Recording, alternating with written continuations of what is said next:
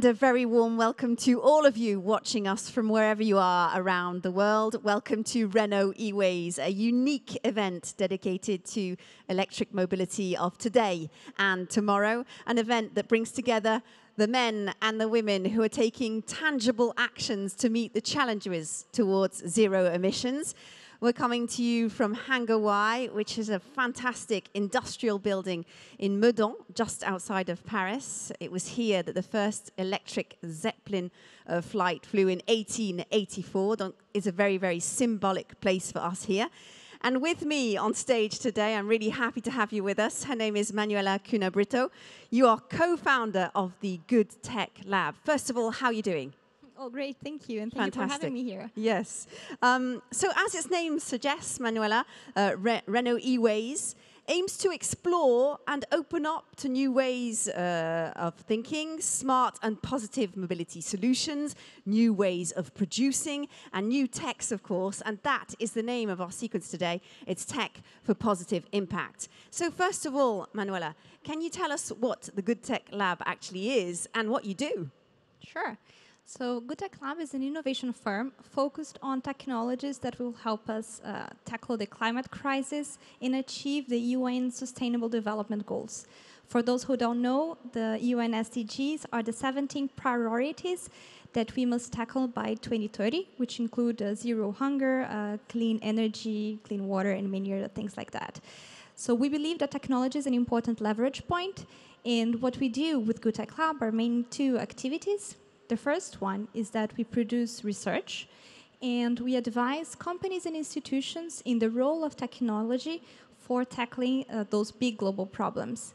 The second one is that we support early-stage founders to be successful in their climate tech ventures. And some exciting news is that early next year, my co-founder and I are launching new accelerator programs in partnership with Brazilian and French institutions. So very, very exciting. We look forward to hearing more about that in the future. You're also the co-author of a book called The Frontiers of Impact Tech. It's a publication, from what I can gather, based on 450 interviews with innovators from 30 countries. That must have been quite a lot of work getting all that information together. Tell us a little bit about the book, first of all.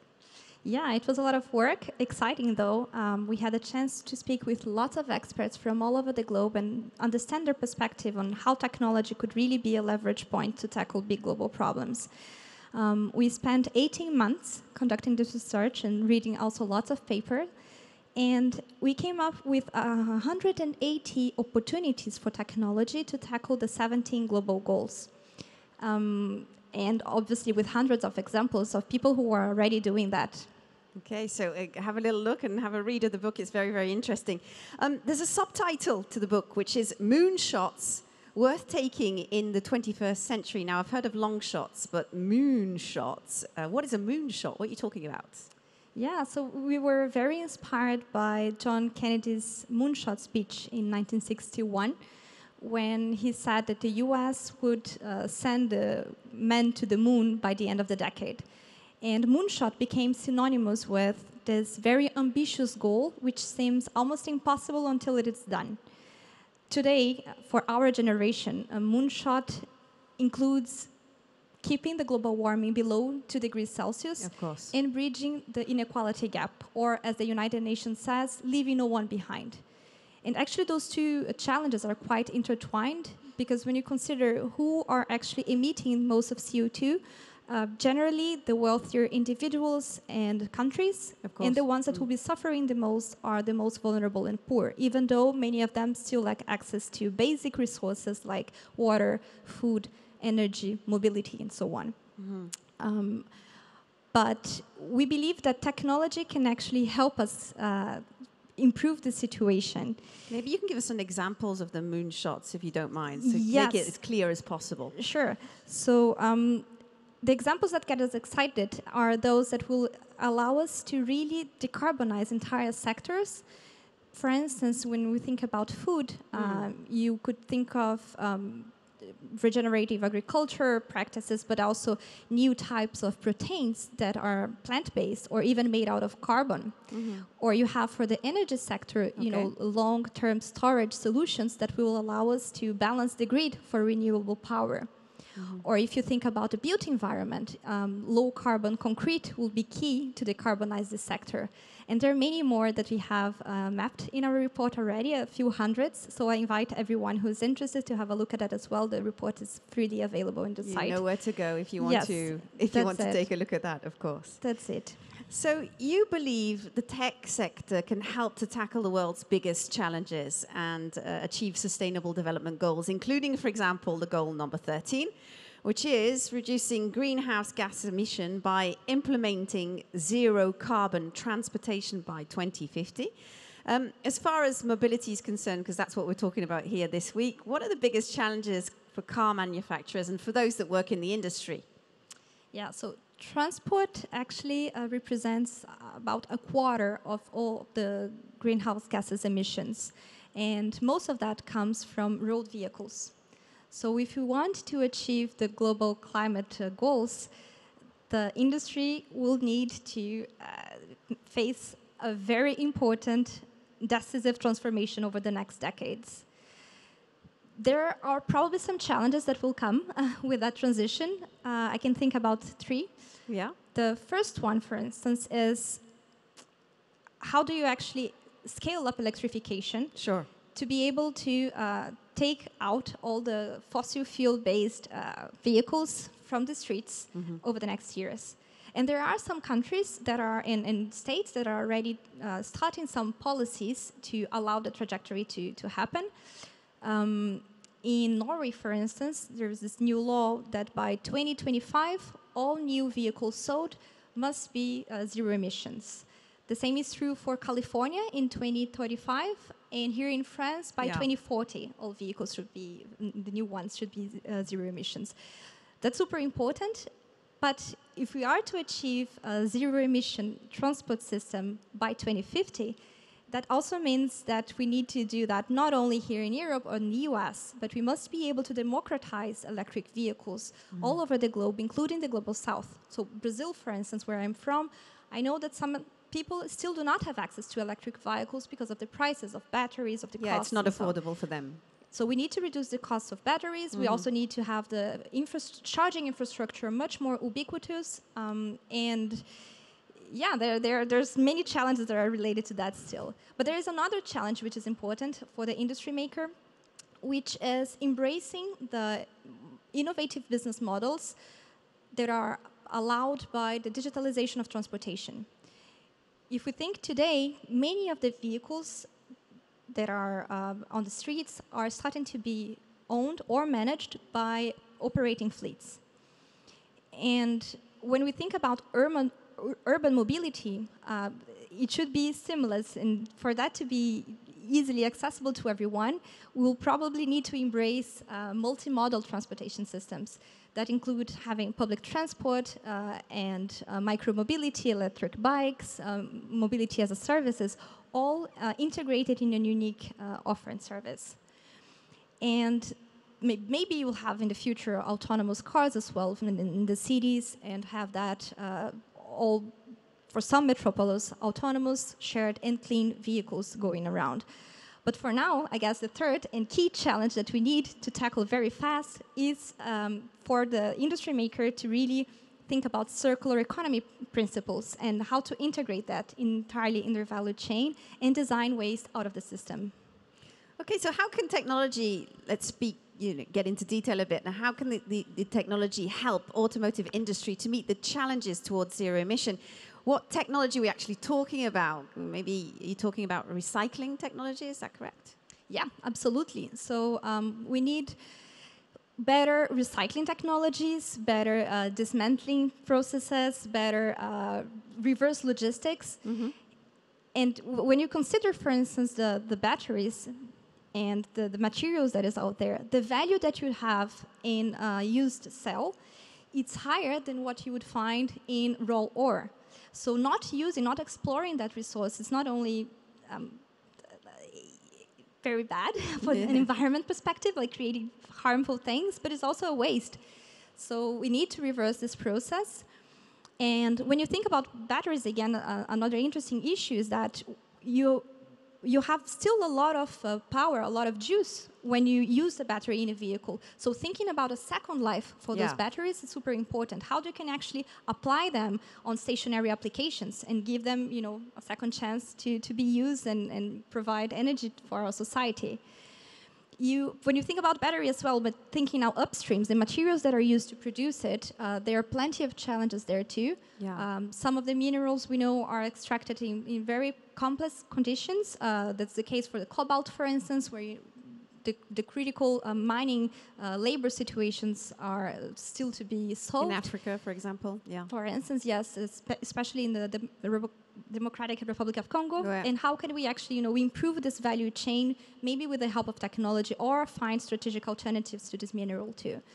So both, downstream and upstream, there are definitely a lot of potential when we think about batteries, which are, by the way, one of the most expensive components in the EVs. So driving down the cost of batteries is key for electrification. Yes, and key to gets to people, and it's more affordable. I get it. Absolutely. And to get that, we will probably also need to improve the battery production process. That might mean different cell designs, assembly, different chemistries or materials used to produce them.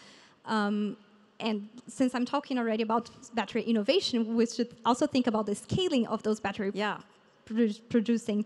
And that will mean having more efficient factories. Sustainable. More sustainable, hopefully. So what we want is that those factories are also powered by clean energy. And for that, I guess we have a lot of opportunities here in Europe as well to have new gigafactories rising and coming up to provide better solutions on that. There's hydrogen as well, which is another subject. We've talked about it here already. Yes, definitely. I think for long range or heavy-duty vehicles, hydrogen is key. And it's a very hot topic now with the green recovery.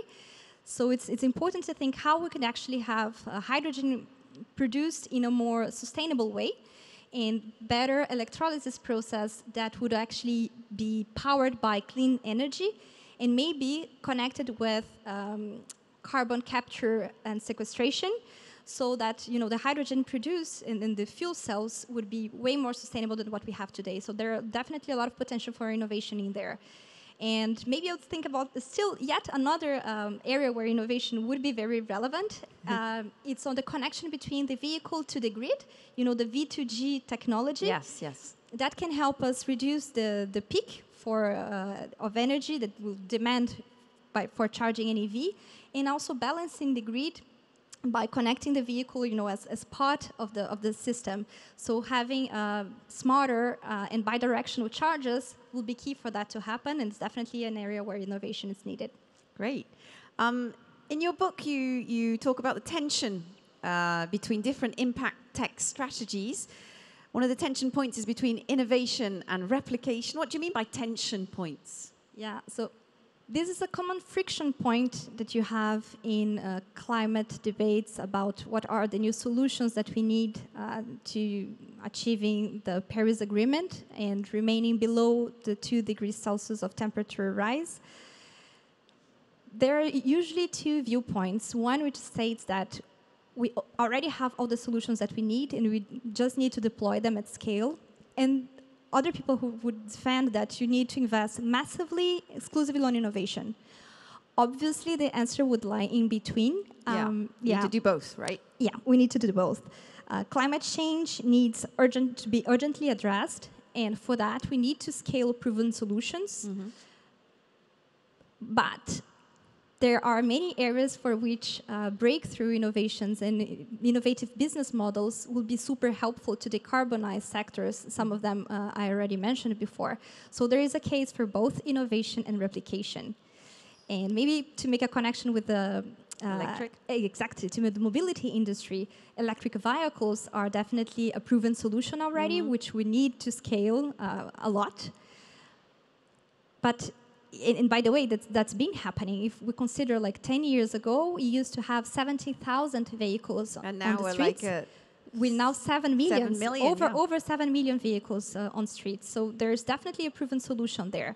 At the same time, we still need some innovation in some of the sectors that I mentioned before, from fuel cells to better batteries and so on. So there is a case for both. And it also means that we'll need to have financing models to funding. Exactly, to support those, the entire innovation spectrum, from public R&D funding or philanthropy to venture equity, venture capital, to project finance and subsidies that would actually help those solutions to really scale to the market. I'd like to end our conversation with a quote. It's a quote which is the preface of your book, from a visionary futurist, an American architect called Richard Buckminster Fuller. He said, "We are all astronauts on a little spaceship called Earth." Why did you choose to put this quote in your book? Yeah, I love this quote very much, not only because it goes very well with our metaphor and narrative of, finding the moonshots that are worth taking for the 21st century, but also because it brings back to everyone the responsibility of a healthy planet. Like, we are all astronauts in the spaceship called Earth. And for mobility as well? Yeah, for sure. To come back to the concept, like 50 years ago, we had the Apollo 11 mission that brought the man to the moon. Yeah. We now know that we need moonshots, which are different and more ambitions even that we need before. Mm-hmm.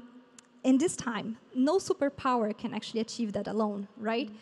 So for the mobility sector, that would mean that to achieve a zero carbon mobility by 2050, all the industry should come together, that organizations should join coalitions with multiple stakeholders, including sector peers, to really make this transformation happen, have more electric vehicles in the market, have better policies, because innovation alone will not be sufficient. We have the need also for consumer change. And maybe, we need to change our point of view as well. Absolutely. Maybe on a final note for the consumer behavior, I would say we're all responsible for the planet that we live in, and what are the conditions going to be for the next years.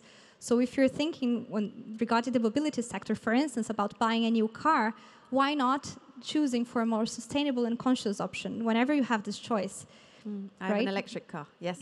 For instance, if you're going to buy a new car, buy an electric one. And I've heard there are some beautiful and exciting news options coming to the market right now. That's right. Very good news as well. Well, thanks for this great discussion, Manuella. Lots of great things for the future and for all the research and the acceleration projects that you've got going as well with the Good Tech Lab. So if you want more details, obviously, and you need more details about the subject, go on our website, of course. The address is eways.group.renault.com, eways.group.renault.com. Thanks so much again for this discussion. You. Goodbye.